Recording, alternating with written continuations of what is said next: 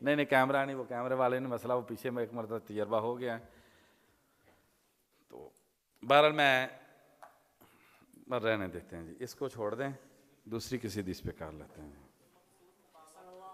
جی. مخصوص مقامات آگے لگا لیتے ہیں. باب قول النبي صلى الله عليه وسلم بعثت أنا والساعة كهاتين وما أمر الساعة إلا كلمح البصر أو هو أقرب إن الله على كل شيء قدير. جی یہاں سے جو نا اب امام بخاری رحمہ اللہ ایک علیحدہ طرز جو ہے وہ کتاب الرقاق میں شروع کرنے لگے ہیں. وہ قیامت کا ذکر ہے اور اس کے بعد جہنم کا اور جنت کا ذکر ہے. تو ان کا رقاق کے ساتھ کیا تعلق ہے؟ پہلے دن بھی بات ہوئی تھی کہ عبداللہ بن مبارک رحمہ اللہ اور دیگر ائمہ جنہوں نے زہد اور رقاق پر کتابیں لکھی ہیں، انہوں نے جنت کو اور ان چیزوں کو ذکر کیا ہے. وجہ، انسان حقیقی معنی میں زاہد بن نہیں سکتا جب تک کہ انسان کثرت کے ساتھ جنت کے بارے میں اور جہنم کے بارے میں پڑھتا نہیں ہے. تو ابو نعیم رحمہ اللہ کی صفت الجنہ صفت النار اچھی وہ دیکھ لے، کوئی بھی کتاب جو ہے اس موضوع پہ وہ ضرور پڑھنی چاہیے. جہنم کا کثرت کے ساتھ پڑھیں گے تو دل کے اندر خوف پیدا ہوگا اور دنیا کے بارے میں بے رغبتی ہوگی. صحابہ کرام کو کس چیز نے حقیقی معنی میں زاہد بنایا؟ جہنم کے ڈر نے. راتوں کو اٹھ اٹھ کر رونا اور ان کی عجیب و غریب حالت کا ہو جانا. اور سیدنا عثمان رضی اللہ عنہ کے بارے میں آپ نے پڑھا ہی ہے کہ جب قبر کا ذکر آتا تو بہت شدت سے روتے تھے. تو ان کو کہا جاتا تو کہتے کہ پہلی منزل ہے، فیصلہ یہیں پہ ہو جانا ہے. تو قبر کا بہت زیادہ انسان کو جو ہے نا وہ فکر کرنی چاہیے، سوچنا چاہیے اور قبرستان میں جانا چاہیے. نبی صلی اللہ علیہ وسلم نے حکم دیا. تو انسان، ہم جنازے میں تو جاتے ہیں لیکن ہمارے اسلاف کے بہت عجیب و غریب واقعات ہیں، وہ رات کی تاریکیوں میں وہ قبرستان جاتے ہیں، بلکہ بعض قبر بنا کے اس کے اندر لیٹ کے دیکھتے کہ انسان کو سمجھ آ جائے یہ قبر چیز کیا ہے. اور اسی طریقے سے جہنم جو ہے، کچھ نہ آپ جہنم کے بارے میں پڑھیں، صرف اتنا ہی. جہنم بخاری شریف کی حدیث ہے، ایک سال میں 2 سانس لیتی ہے، ایک گرمی کا اور ایک سردی کا. تو اس وقت دنیا میں ہم سردی کی لہر میں اس وقت دنیا میں سردی پتہ کتنی ہے؟ دنیا میں اتنی سردی ہے آپ سوچ نہیں سکتے. یہ صرف جہنم ایک سانس لیتی ہے اور یہ قطب شمالی اور گلیشیئر یہ جو ہیں سال ہا سال سے جو ہے وہ برف نہیں اتری ہے اور اتنی شدید برف ہے. ہم ہمیشہ جہنم کی جو نا گرمی کے حوالے سے وہ سوچتے ہیں کچھ نہ کچھ پریشانی ہوتی ہے. گرمی انسان پھر برداشت کر جاتا ہے، جو سردی کا جلانا ہے وہ بہت برا ہے. جیسے اس سے جسم کے اعضاء جلتے ہیں اور جسم کا گوشت اور ہڈیاں ٹوٹ کے انسان کے وجود سے گر جاتی ہیں، تو بہت ہی خوفناک صورتحال ہے. یہ ایک سانس ہے. محترم آپ صاحب بیٹھے ہوئے ہیں، حافظ عبدالعظیم صاحب، ہم ایک بار جولائی کے مہینے میں یہ چائنا کے بارڈر خجراب کی طرف گئے. تو جولائی کا مہینہ گرمی کا مہینہ ہے، تو پہاڑیاں برف سے ڈکی ہوئی تھی. جب ہم خجراب پہنچے ہیں تو باہر نکلے ہیں، 1 منٹ سے زیادہ گاڑی سے باہر نہیں رہ سکے. اتنی فل گرمیوں میں اتنی شدید سردی تھی. اور ہمارے کوئی ساتھی تھوڑا سا زیادہ تو نیچے ہنزا میں لا کے جو ہے نا ہاسپٹل میں ان کو دوائی لینی پڑی. اتنی شدید سردی ہے، 1 سانس جہنم کا سال میں. دنیا میں تو ہم نے اہتمام کر لیا، ہیٹر لگا لیے، جیکٹل چڑھا لی، کر لیا سب کچھ. وہاں پہ جو پانی پینا، آپ اس کی کیفیت دیکھ لیں، قرآن مجید میں احادیث میں کیا بیان کیا گیا ہے. ہر جمعے میں ہم پڑھتے تو ہیں، تو ان کے اندر دونوں صورتوں کے اندر کیا پیغام ہے. تو جب تک جہنم کا تفصیلی مطالعہ نہیں کریں گے، گویا کہ ہم اپنی آنکھوں سے دیکھ رہے ہیں، تب تک اس دنیا کے بارے میں بے رغبتی پیدا نہیں ہوگی۔ اور اسی طریقے سے جنت کا معاملہ ہے۔ اب دیکھیں، میں نے اس دن آپ سے بات کی کہ انسان بیت اللہ گیا ہے، وہاں پر 107 109 منزلہ بلڈنگ کو دیکھتا ہے، آگے مال کے اندر جاتا ہے تو ایک مرتبہ تو انسان دیکھ کے حیران رہ جاتا ہے، یار یہ بھی ہو جاتا ہے۔ تو جب ایسی کیفیت پیدا ہو تو پھر جنت کا انسان ذہن میں لے کے آئے کہ مومن کا ایک ہیرے کا گھر ہوگا، بخاری شریف کی حدیث ہے 60 میل کا ہیرا ہوگا۔ دنیا میں کوئی آدمی یہ حاصل کر سکتا ہے؟ عورت کے حوالے سے ہم بات کر رہے تھے کہ کس طریقے سے دیندار لوگوں کا جو دین ہے عورت نے برباد کر دیا۔ تو نبی صلی اللہ علیہ وسلم نے جو جنت کی عورت کے بارے میں بتلایا ہے کہ اس کی پنڈلی میں جو ہڈی ہے اور اس کے اندر جو گدا ہے وہ باہر سے نظر آتا ہے۔ تو پھر انسان تقابل کرے کہ اب بعض علماء کا یہ موقف ہے، آپ دیکھ لیں اس پہ، کہ جس انسان نے دنیا میں زنا اور بدکاری کی تو جو انسان گناہ دنیا میں کرے گا اس کے مقابل کی نعمت انسان کو جنت میں نہیں ملے گی۔ وہ یہ کہتے ہیں اگر انسان نے زنا اور بدکاری دنیا میں کی ہے، جنت کی دیگر نعمتیں اس کو ملیں گی لیکن حور جو ہے وہ اس کو نہیں ملے گی۔ میں یہ نہیں کہہ رہا یہی موقف صحیح ہے، بہرحال یار سوچنے کا مقام ہے۔ ایک طرف انسان اس عورت کی طرف آپ چلے گئے، آپ کی وہ جا رہی ہے، آپ کا جنت میں جانا مشکل ہے۔ جس رستے پہ عورت کھڑی ہے وہ رستہ تباہی و بربادی کا ہے۔ وہ یہ نا حفت النار بالشہوات، اور شہوات میں پہلی چیز زین للناس حب الشہوات من النساء۔ تو یہاں پہ بڑی ٹیلیں لگاتے ہیں، کرتے ہیں، ایک اینٹ سونے کی ہو، ایک اینٹ چاندی کی ہو، کنگھی سونے کی ہو وغیرہ، جو اللہ تبارک و تعالیٰ نے اور پیارے حبیب صلی اللہ علیہ وسلم نے جنت کے بارے میں بتلایا ہے، تو اس کو صحیح طور پہ نہیں پڑھیں گے، اس کے بارے میں غور نہیں کریں گے تو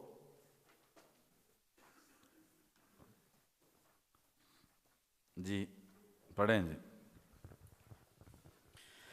أحسن الله إليكم.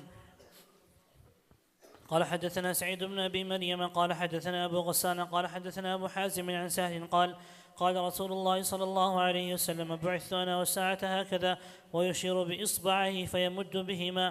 حدثنا عبد الله بن محمد هو الجعفي قال حدثنا وهب بن جرير قال حدثنا شعبة عن قتادة وأبي التياح عن أنس عن النبي صلى الله عليه وسلم قال بعثت والساعة كهاتين.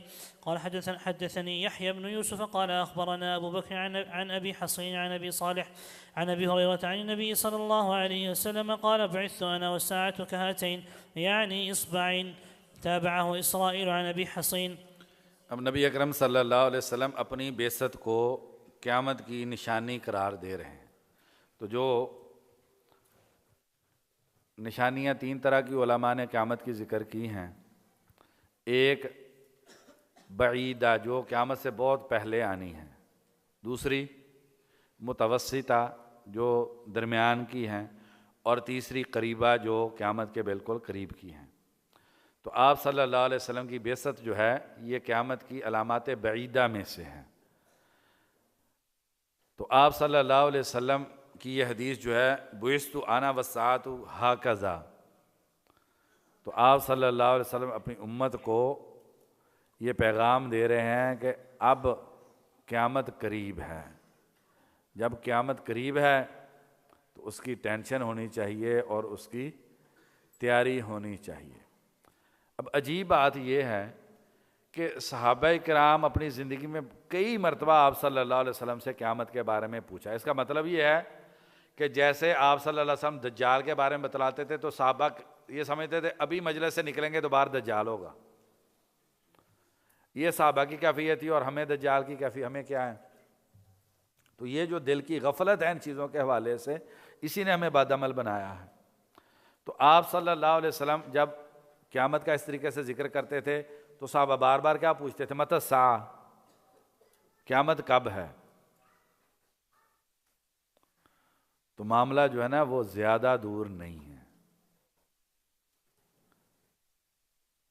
جی أحسن الله إليكم. قال رحمه الله تبارك وتعالى: باب. حدثنا أبو اليمان قال أخبرنا شعيب قال حدثنا أبو الزناد عن عبد الرحمن عن أبي هريرة رضي الله عنه أن رسول الله صلى الله عليه وسلم قال: لا تقوم الساعة حتى تطلع الشمس من مغربها، فإذا طلعت فرآها الناس آمنوا أجمعون، فذلك حين لا ينفع نفسا إيمانها لم تكن آمنت من قبل أو كسبت في إيمانها خيرا.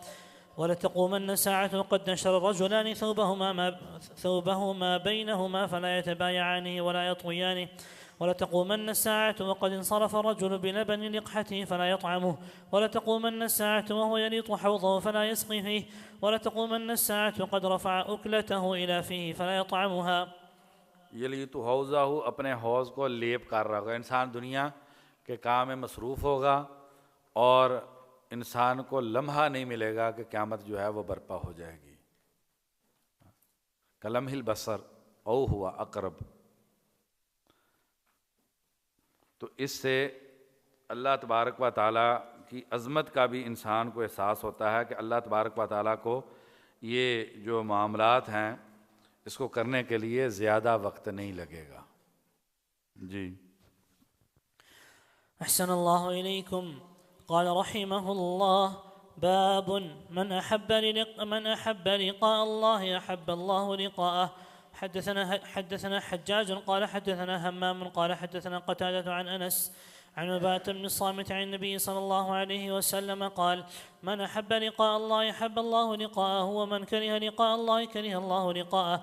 قالت عائشة أو بعض أزواجه: إنا لنكره الموت. قال: ليس ذاك، ولكن المؤمن إذا حضره الموت بشر برضوان الله وكرامته، فليس شيء أحب إليه مما أمامه، فأحب لقاء الله وأحب الله لقاه. وإن الكافر إذا حضر بشر بعذاب الله وعقوبته، فليس شيء أكره إليه مما أمامه، كره لقاء الله وكره الله لقاه. اختصره أبو داود وعمر عن شعبة. وقال سعيد عن قتادة عن سرارة عن سعد عن عائشة عن النبي صلى الله عليه وسلم. حدثني محمد بن علاء قال حدثنا أبو أسامة عن بريد عن أبي بردة عن أبي موسى عن النبي صلى الله عليه وسلم قال: من أحب لقاء الله أحب الله لقاءه، ومن كره لقاء الله كره الله لقاءه. حدثني اس حدیث کو امام بخاری رحمہ اللہ یہ کتاب الزہد میں رقاق میں لے کر آئے ہیں، کیونکہ یہ پہلے ہم نے آپ کو سلف کا قول بتلا دیا ہے کہ اللہ کی ملاقات کی محبت میں سب سے بڑی رکاوٹ دنیا کی محبت ہے. جس دل میں دنیا کی محبت ہے اس دل کے میں اللہ کی ملاقات کی محبت ممکن نہیں ہے. ابن القیم رحمہ اللہ دعوت دعا میں کیا فرماتے ہیں؟ شکلوں کی محبت حرام، چہرے کی محبت اور اللہ تبارک و تعالیٰ کی محبت ایک دل میں اکٹھی نہیں ہو سکتی. سیدنا عثمان رضی اللہ عنہ کا بھی آپ کو بتلایا ہے کہ جس دل میں دنیا کی محبت ہے اس دل میں قرآن مجید داخل نہیں ہو سکتا. پھر قرآن مجید کیا ہوتا ہے؟ برتن بھرا ہوا ہے نا، تو آپ اس میں ڈالتے جائیں تو کیا ہوتا ہے؟ وہ اوپر سے گرتا جاتا ہے. ہماری اصل کیفیت یہ ہے، ہم چونکہ دل کو اور چیزوں سے بھر چکے ہیں، اب اللہ تعالیٰ کی محبت کے لیے اس میں جگہ نہیں ہے. جب اللہ تعالیٰ کی محبت کے لیے جگہ نہیں ہے، دل بھرے ہوئے ہیں، تو اسی وجہ سے یہ سارا مسئلہ ہے. ورنہ اللہ تبارک و تعالیٰ کی محبت یہ وہ عظیم نعمت اور وہ لذت ہے کہ اس سے آگے کوئی دنیا میں لذت نہیں ہے. یہ اللہ تعالیٰ کی محبت کی لذت یہ تو بہت اونچی چیز ہے. ابن القیم رحمہ اللہ فرماتے ہیں ایک طالب علم پیسے خرچ کر کے علم کی کتاب لیتا ہے، اسے اس میں زیادہ لذت محسوس ہوتی ہے بنسبت ایک عربی کو گھوڑا حاصل کرنے سے، اور بنسبت ایک مرد کے عورت کے پاس جانے سے مرد کو جو لذت ملتی ہے، طالب علم کو کتاب حاصل کر کے اس سے بڑی لذت ملتی ہے. یہ علم کی بات ہے، اللہ تعالیٰ کی محبت کی بات نہیں ہے. اب یہ باتیں تو خواب و خیال ہی لگتی ہیں نا، تو کیا واقعتاً ہی علم میں اتنی لذت ہے؟ اور بخاری شریف کی وہ حدیث ذاق طعم الایمانی یا وجد حلاوت الایمان، اس کا مطلب ہے ایمان کی ایک مٹھاس ہے۔ اور یہ بات ذہن میں رکھیے، گناہ کی بھی ایک لذت ہے اور نیکی کی بھی ایک لذت ہے۔ نیکی کی لذت جب تک آپ نہیں پاتے، گناہ سے بچنا ممکن نہیں ہے۔ اور یہ لذت اتنی عظیم ہے کہ صحابہ کرام اس میں اگر تھوڑا سا ہوتا تھا نا، اس دن بات ہو رہی تھی، جس نے یہ لذت دیکھی ہوتی ہے پھر اس کی جب جاتی ہے نا تو وہ جو تڑپتا ہے، اسے جو تکلیف ہوتی ہے، ہم چونکہ اس چیز کا ہم نے ادراک ہی نہیں کیا، اپنے دل کی صفائی کا اس طریقے سے سامان ہی نہیں کیا، اس لیے ہمیں جو ہے وہ پتہ ہی نہیں چلتا۔ ورنہ گناہ کو صرف ایک ہی طریقے سے چھوڑا جا سکتا ہے، اور وہ طریقہ یہ ہے اللہ تبارک و تعالیٰ کی محبت اور نیکی کی لذت جو ہے وہ انسان کو مل۔ ابو العالیہ رفیع بن مہران تابعی ہیں، عظیم مفسر ہیں۔ جنگ ہوئی تو یہ غلام بن کے آ گئے، ایک صحابی کے حصے میں آ گئے، بات مختصر کرتے ہیں، یا ایک انصاری عورت کے بہرحال، تو ایک دن اسے کہنے لگے کہ آپ نے مجھے اللہ کے لیے کہ رکھا ہے کیسے؟ بہرحال بات کی، انہوں نے ان کو آزاد کر دیا۔ مسئلہ کیا تھا؟ مسئلہ یہ تھا کہ ساری رات قرآن مجید پڑھتے رہتے تھے، وہ قرآن مجید جب شروع کر لیتے تھے چھوڑنے کو دل نہیں کرتا۔ امام شافعی رحمہ اللہ کا میں نے پڑھا، ایک رات عشاء کی نماز پڑھ کے قرآن مجید کھول لیا، پتہ ہی نہیں چلا فجر کب ہوگی، اور ہمارا قرآن مجید سے کیسی لذت ہوتی ہے۔ تو یہ ساری رات قرآن مجید پڑھتے رہتے، پھر خادم آدمی ہیں، صبح اٹھتے تو آقا نے کہنا یہ کرو وہ کرو، سارا دن تو طبیعت خراب ہونے لگی۔ تو بہرحال مختصر آزاد ہو گئے، قرآن کے ساتھ بڑا تعلق، آزاد ہو گئے تو زندگی گزار رہے۔ ایک مرتبہ ان کی ٹانگ میں مسئلہ بن گیا، ٹانگ میں مسئلہ بنا تو انہوں نے کہا کہ علاج اس کا ایک ہے کہ ان کی ٹانگ کاٹنی پڑے گی۔ تو ان کو کہا گیا کہ آپ کوئی نشہ آور چیز جو ہے وہ لے لیں تاکہ اس کی درد محسوس نہ ہو۔ کہنے لگے کہ نہیں، جس زبان سے قرآن مجید پڑھتا ہوں اس سے نشہ نہیں لے سکتے، لیکن ایک بات ہے، قرآن مجید میں پڑھتا ہوں، جب تم دیکھو کہ میری آنکھیں اوپر اٹھ گئی ہیں اور ان میں آنسو تیرنے لگے ہیں، تم میری اس کیفیت یہ نظر آ جائے گی، جس وقت یہ کیفیت بن جائے تو میری ٹانگ کو کاٹ دینا۔ قرآن مجید کی تلاوت شروع کی، آنکھوں سے آنسو ٹپکنے لگے، آنکھیں جیسے ہم کہتے ہیں پھٹ گئیں یا اوپر اٹھ گئیں، ان کا ٹانگ کاٹ دی گئی، اور اسی طریقے سے قرآن مجید کی تلاوت کرتے رہے۔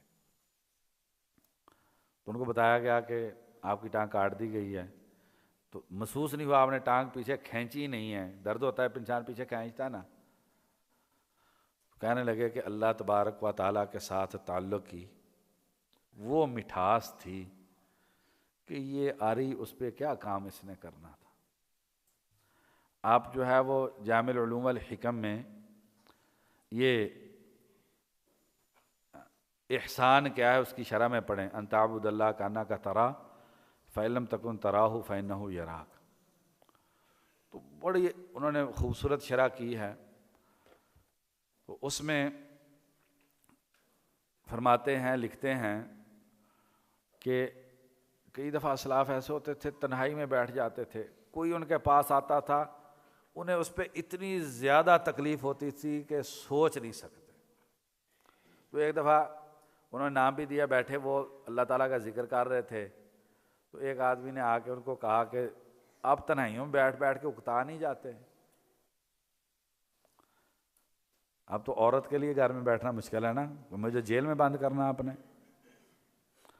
تو وہ فرماتے تھے کہ وحشت کیسی جب اللہ تبارک و تعالیٰ کے ساتھ تعلق جڑ جاتا ہے، اس کے بعد پھر کسی چیز کی ہوش رہتی ہی نہیں ہے کہ کوئی وحشت ہے، کوئی تنہائی ہے۔ تو اگر کبھی کوئی آ کے ان کو سلام کہہ دیتا ہے اس کیفیت میں، انہیں اس پہ اتنی زیادہ پریشانی ہوتی کہ آگے والا ان کے چہرے کو دیکھ کے سمجھ جاتا کہ میں نے ان کو تکلیف دی ہے۔ تو اللہ تبارک و تعالیٰ کی محبت بہت عظیم چیز ہے، اور یہ محبت دنیا کو قربان کیے بغیر انسان حاصل نہیں کر سکتا۔ انسان کہے کہ میں نے دنیا کی محبت بھی ساتھ رکھنی ہے اور اللہ تبارک و تعالیٰ کی بھی محبت نہیں۔ عبداللہ بن مسعود نے کیا فرماتے ہیں، گانا اور قرآن مجید کی محبت، یہ دونوں چیزیں ایک دل میں اکٹھی نہیں ہو سکتی۔ پیسے کی محبت بھی ہے اور اللہ تعالیٰ کی محبت بھی ہے، پیسے کی محبت بھی ہے، قرآن مجید کی محبت بھی ہے، یہ دونوں آپس میں الٹ چیزیں ہیں، متضاد چیزیں ہیں، یہ ایک دل میں اکٹھی نہیں ہوتی۔ ایک ہی صورت ہے دل میں اللہ تعالیٰ کی محبت کے آنے کا کہ وہ دل صرف اللہ تبارک و تعالیٰ کی محبت کے لیے خالص ہو جائے۔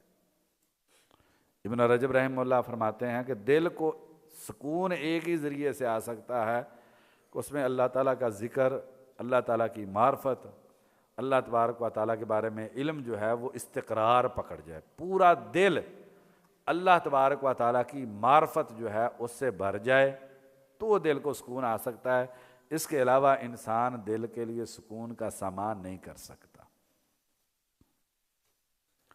اور اللہ تبارک و تعالیٰ کی یہ محبت اس کے لیے یہ بہت قیمتی خزانہ ہے۔ اگر انسان اس کے لیے سب کچھ قربان کر دے تو انسان نے کچھ بھی قربان نہیں کیا اگر اللہ تبارک و تعالیٰ کی محبت انسان کو جو ہے وہ مل جائے۔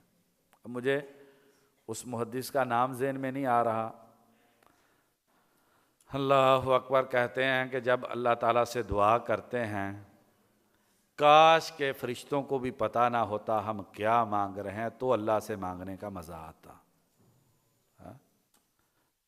یہ تو فرشتوں کو کچھ پتہ چل جاتا ہے، یعنی وہ اتنا اخلاص کے ساتھ اللہ تبارک و تعالیٰ کے ساتھ تعلق بنانا چاہتے ہیں۔ کیا کہتے ہیں، کاش کہ فرشتوں کو جو لکھنے والے ہیں ان کو پتہ نہ ہوتا ہم کیا مانگ رہے ہیں تو تب اللہ سے مانگنے کا مزہ آتا۔ کیا یار یہ لوگ تھے۔ ابن تیمیہ رحمہ اللہ کی بات کی تھی نا کہ جب ان کو قلعے میں بند کر دیا، جیل کے اندر ڈال دیا، تو کہنے لگے کہ اتنا بڑا احسان مجھ پہ کیا ہے، اگر میں سونا اور چاندی ہوتا میرے پاس تو میں ان کو دیتا، اتنی بڑی نعمت انہوں نے مجھ کو دے دی ہے، سارے انسانوں سے کاٹ کے لا کے مجھے تنہا اللہ تبارک و تعالیٰ کے ساتھ تعلق بنانے کا موقع دے دیا۔ تو یہ ہمہ وقت کی مجلس جو ہے یہ بھی نقصان دیتی ہے۔ نبی صلی اللہ علیہ وسلم غار حرا میں وقتاً فوقتاً جا کے تنہائی اختیار کرتے تھے نا جی، تو تنہائی یہ بڑی ضروری ہے۔ انسان صحیح ہے، انسان معاشرے سے کٹ نہیں سکتا اور کٹنا بھی نہیں چاہیے، دین ہمیں اس چیز کی تعلیم نہیں دیتا، لیکن کبھی کبھار تو تنہائی ہونی چاہیے نا۔ وَرَجُلٌ ذَكَرَ اللَّهَ خَالِيًا فَفَاضَتْ عَيْنَاهُ، تنہائی میں انسان ہو، اللہ کا ذکر ہو اور آنکھوں میں انسان کے آنسو ہوں، تو بخشش کے لیے اتنا ہی ہے۔ سفیان ثوری رحمہ اللہ کہتے ہیں بخشش کے لیے ایک آنکھ کا قطرہ چاہیے، بس شرمندگی ہو جائے اور انسان اللہ تبارک و تعالیٰ سے رو کے مانگ لے۔ اللہ تبارک و تعالیٰ رحم الراحمین ہیں، تو امید اور خوف جو ہے بہت اہم چیز ہے۔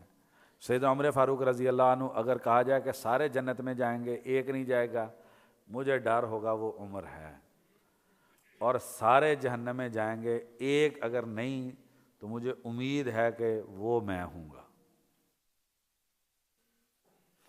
تو اللہ تبارک و تعالیٰ کی رحمت کی امید بھی اعلیٰ درجے میں ہونی چاہیے، کیونکہ امید اللہ سے لگانا یہ عبادت ہے، اور انا عند ظن عبدی بھی، اور اللہ تبارک و تعالیٰ سے خوف کرنا یہ بھی عظیم عبادت ہے، اور اللہ کا ڈر بھی ہونا چاہیے۔ آخری بات، وقت ہو گیا اذان کا، نصیحت کے اندر جو ہے وہ انذار زیادہ ہونا چاہیے بنسبت ترغیب کے۔ اگرچہ ترغیب جو ہے یہ بھی بھرپور ہونی چاہیے، بس صرف ڈراتے رہنا ڈراتے رہنا ڈراتے رہنا یہ بھی نہیں، زیادہ ڈرا دیں گے تو لوگ مایوس ہو جائیں گے، زیادہ امید دلا دیں گے تو لوگ بد عمل ہو جائیں گے، لیکن انذار تھوڑا سا جو ہے وہ ترغیب سے زیادہ ہونا چاہیے، کیونکہ نبی صلی اللہ علیہ وسلم کو جو پہلا تکلیفی حکم دیا گیا جس کا لوگوں کے ساتھ تعلق تھا وہ کیا تھا؟ قم فانذر۔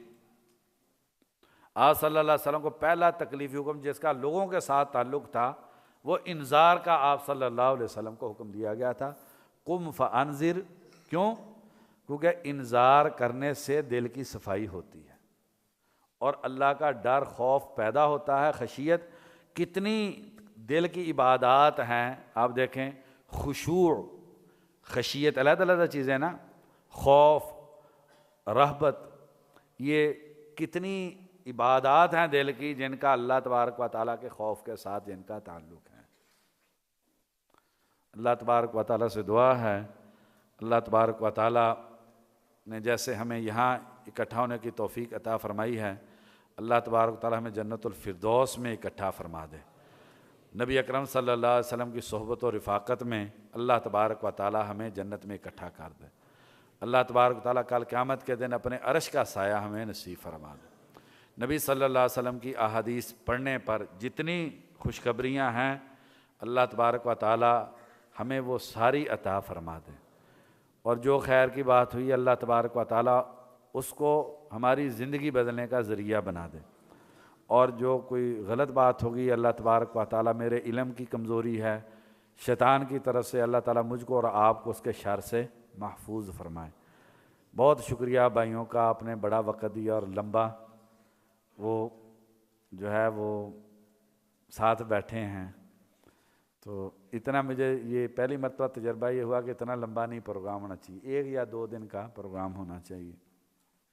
بخاری شریف میں نبی صلی اللہ علیہ وسلم ہفتے میں 1 دن نصیحت کرتے تھے، اور بہرحال اس مسجد کی انتظامیہ، ہماری جماعت کے عظیم دائی، خطیب، عالم دین فضیلت الشیخ طیب الرحمن زیدی حافظہ اللہ، اور ان کے بڑے ہی پیارے بیٹے ہمارے میٹھے بھائی محترم جناب فضیلت الشیخ محمد حافظہ اللہ، اللہ تبارک و تعالیٰ انہیں بے پناہ رحمتوں سے نوازے، اور اللہ تبارک و تعالیٰ ان کی اس کوشش کو ان کے لیے دنیا میں برکت کا اور آخرت میں نجات کا ذریعہ بنا دے۔